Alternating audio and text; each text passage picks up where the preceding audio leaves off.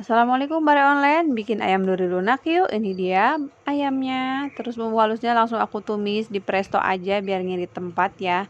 Masukin 3 daun salam, serai daun jeruk, kita tumis-tumis biar harum. Setelah harum, nah aku langsung masukin air 800 ml.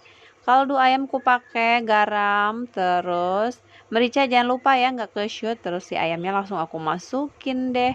Nah setelah itu langsung aku tutup di panci prestonya kayak gini nih udah lunak.